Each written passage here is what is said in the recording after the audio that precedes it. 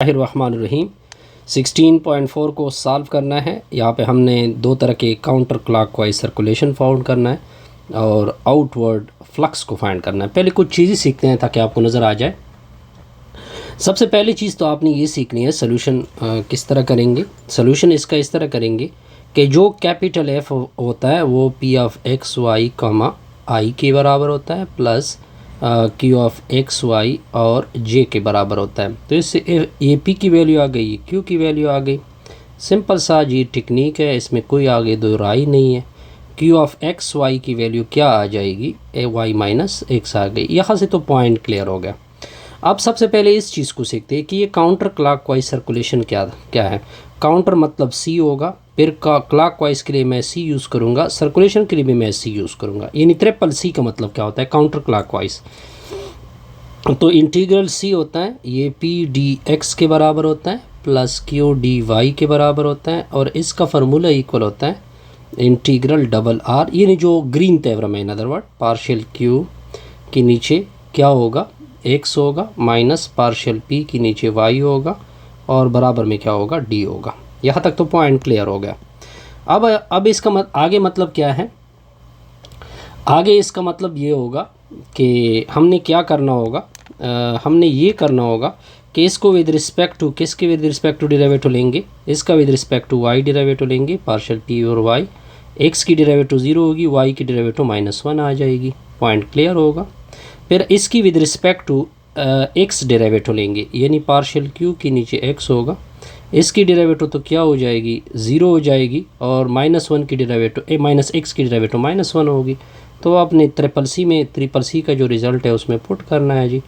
Q D Y बराबर होगा integral double R होगा। इसकी वैल्यू आपको क्या निकली है, इसकी वैल्यू -1 निकली है, माइनस अपनी जगह, इसकी वैल्यू आपको -1 निकली है तो होल डी ए होगा। ये माइनस और माइनस प्लस, ये -1 + 1 होगा तो इससे तो रिज़ल्ट 0 आता है। 0 का इंटीग्रल क्या होता है 0 होता है। यहाँ पे कोई सर्कुलेशन फ्लो में नहीं हो रही, सिंपल सा रिज़ल्ट ये है। अब हम जाएंगे नेक्स्ट रिज़ल्ट की तरफ। अब हम नेक्स्ट इसका फाइंड करेंगे फ्लक्स, क्योंकि नेक्स्ट हमने दो चीज़ें फाइंड करनी थी। एक फ्लक्स फाइंड करना था, आउटवर्ड फ्लक्स जिसे कहते हैं। आउटवर्ड मतलब आउटवर्ड के लिए मैं ओ यूज़ करूँगा, फ्लक्स के लिए मैं एफ यूज़ करूँगा ना, यानी ऑफ। ठीक है, तो इसका फार्मूला क्या होगा, अब आपने इसका फार्मूला सीखना होगा। इसका फार्मूला क्या होगा, इंटीग्रल पी डी एक्स होगा प्लस क्यू डी वाई होगा होल इंटीग्रल ये कैपिटल आर होगा। यहाँ तक पॉइंट क्लियर होना चाहिए आपको। अच्छा जी, तो पार्शियल पी के नीचे एक्स होता है, फिर पार्शियल क्यू के नीचे वाई होता है। फार्मूले में सिंपल माइनस और प्लस का फ़र्क है, बार हो जाएगा डी ए। अब इसकी वैल्यू आपने ऊपर निकाली है, इसकी वैल्यू आपने 1 निकाली है, या ऊपर ख़ुद निकाल दे, ठीक है जी। और इसकी वैल्यू आपके साथ 1 आ जाएगी, क्योंकि पी ऑफ एक्स वाई बराबर था, अगर आप ऊपर से देखें एक्स माइनस वाई के बराबर था। क्यू ऑफ एक्स वाई अगर आप ऊपर से देखें तो वो वाई माइनस एक्स के बराबर था। अगर मैं पी को with respect to X derivate कर दूँ तो इसकी डेरिवेटिव 1 हो जाएगी, दूसरा 0 हो जाएगा, 1 होगा। क्यू को अगर विद रिस्पेक्ट टू वाई ले लूँ तो इसकी डेरिवेटिव 1 हो जाएगी, दूसरा 0 हो जाएगा, 1 आएगा। तो 1 + 1 से क्या निकलता है, तो ये डी ए होगा। 1 + 1 से तो क्या निकला 2a डी ए आएगा। अब मसला हमें इंटीग्रेशन में आएगा। दो तो वैसे भी बाहर चला जाएगा, दो तो बाहर होना है जी, दो को तो क्या होना है बाहर होना है, 2 बार हो जाएगा, इंटीग्रल आर डी ए हो जाएगा। अब मसला इस रीजन का है। अब अगर आप एक्स की चेंजेस को देखें, अगर मैं अब अपने क्वेश्चन के ऊपर आ जाऊँ, अगर आप क्वेश्चन को देखें तो ऊपर क्वेश्चन में आपको एग्जैक्टली ये गिवन है कि एक्स चेंज हो रहा है 1 से लेकर, अगर आप ऊपर इस क्वेश्चन में मैं इस तरह ये 8 भी कर दूँ ताकि आपको नज़र आ जाए। एक्स अगर आप क्वेश्चन में आप देख सकते हैं x1 फिर y = 0 फिर x = 1, x = 0 है और फिर y = 1 है, यानी दोनों में जो चेंज हो रहा है वो इस तरह हो रहा है। अब आप क्या करोगे 2 अपनी जगह होगा, इधर 0, ये मैंने y का लिमिट डाला और फिर x का लिमिट भी 0 to 1 है।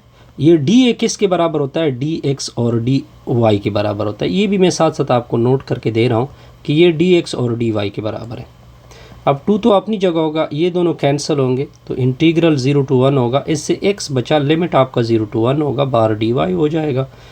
2 अपनी जगह होगा, 0 to 1 होगा। अब 1 को पुट करोगे 1 माइनस 0 तो dy होगा। अब इससे 1 निकला, 1 की लिखने की अंदर ज़रूरत नहीं है, 0 to 1 dA होगा। अब ये दोनों कैंसिल करेंगे एक दूसरे को, जब एक दूसरे को कैंसिल करेंगे तो ये dy था, तो इससे y बचत होगी, 0 to 1 होगा तो 2 अपनी जगह होगा। Upper limit minus lower limit होगा, 1 में से 0 को सब्ट्रैक्ट करोगे 2 इसका आंसर आएगा।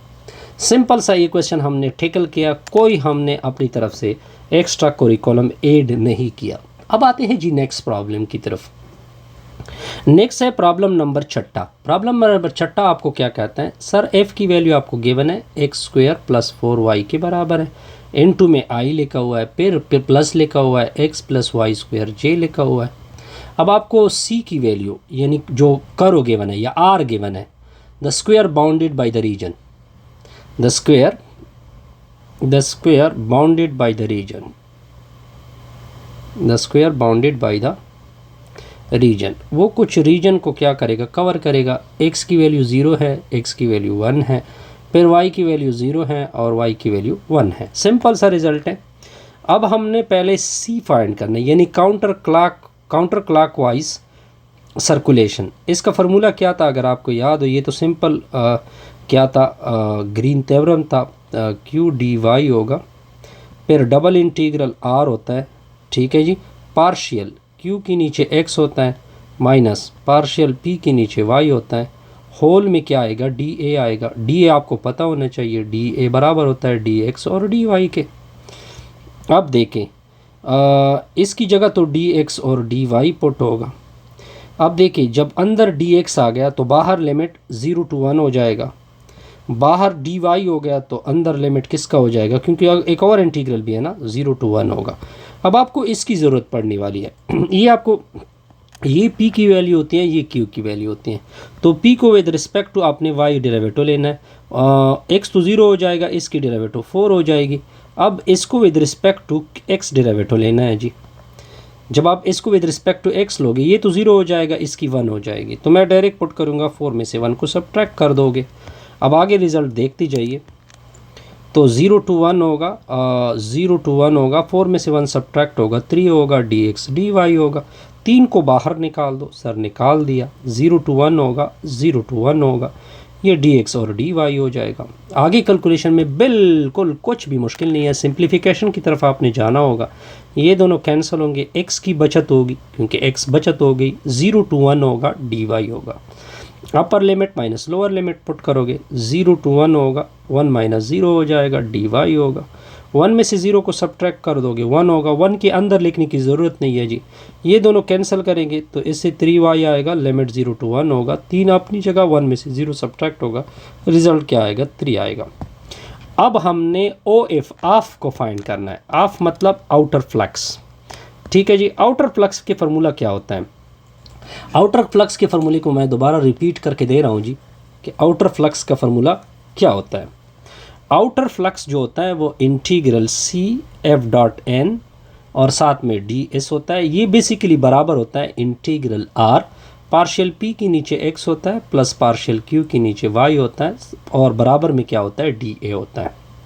अब आपको p की वैल्यू का पता होना चाहिए। सबसे पहली ज़बरदस्त चीज़ ये क्या है कि आपका p किसके बराबर था, वो ऊपर से आप लिख सकते हैं 4y के बराबर था। q किसके बराबर था, x + y² के बराबर था।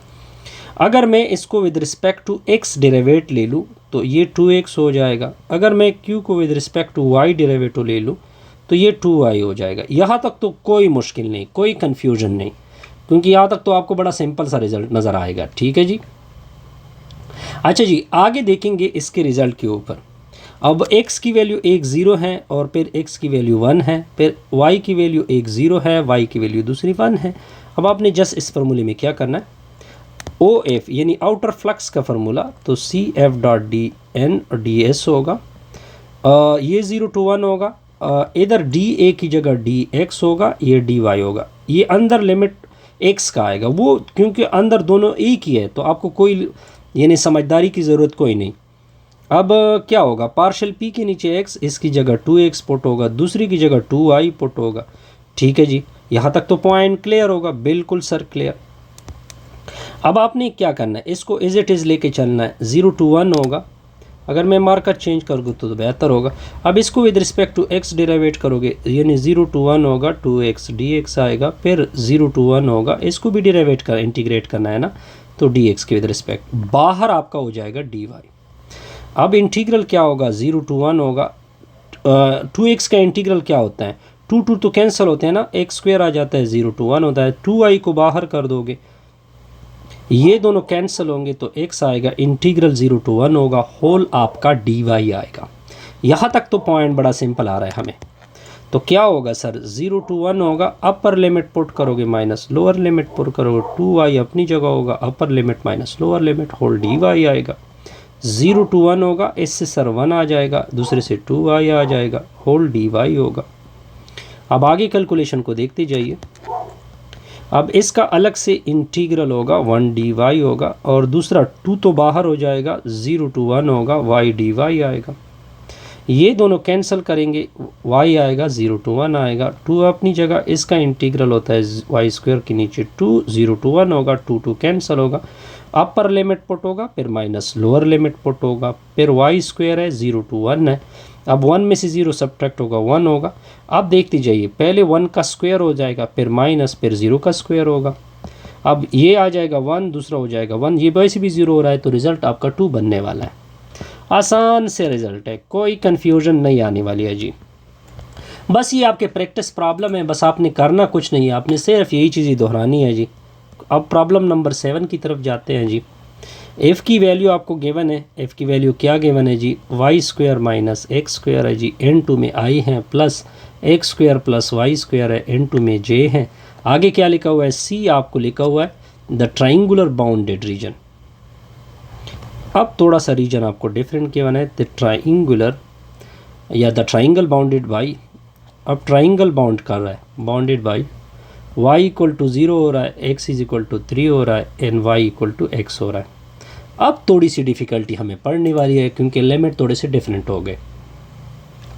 अब जी, अब क्या हो रहा है जी, एक लिमिट तो हमें कन्फर्म हो गया। सोल्यूशन देके पहले ट्रिपल सी को फाइंड करते हैं।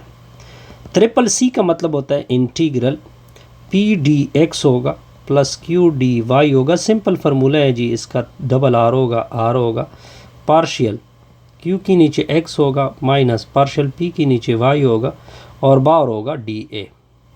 अब इस तरह करते हैं कि यहाँ पे थोड़ा सा सिंप्लीफिकेशन की तरफ जाएंगे। अब अगर आप x को देखें, x क्या हो रहा है जी, 3 हो रहा है, x क्या हो रहा है जी, 3 हो रहा है, x इज इक्वल टू क्या है, 3 है।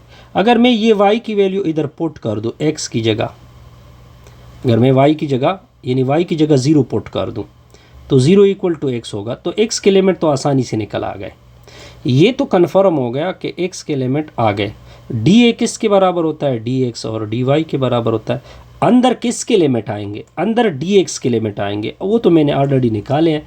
0 to क्या होगा, 3 होगा। यहाँ तक पॉइंट क्लियर सर, बिल्कुल क्लियर।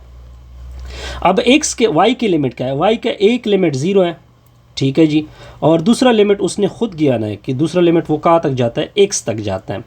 अब हमें ये आपका p होता है, ये आपका q होता है। अब इसको विद रिस्पेक्ट टू p को विद रिस्पेक्ट टू क्या डेरिवेट करोगे, y के विद रिस्पेक्ट, तो y स्क्वायर के अगर मैं डेरिवेट हो ले रही हूँ तो 2y होगा, दूसरा तो y से भी 0 होगा। इसकी विद रिस्पेक्ट टू आपने किसके विद रिस्पेक्ट लेनी है, x के विद रिस्पेक्ट, तो इसका रिजल्ट 2x स्क्वायर के डेरिवेटिव 2, दूसरा y से भी 0 होने वाला है जी। तो हमारा रिजल्ट एक 2x आ जाता है, दूसरा माइनस 2y आ जाता है, बाहर इंटीग्रल होगा। बस आपका ये डबल इंटीग्रल आ गया, इसको कैलकुलेट कर दें।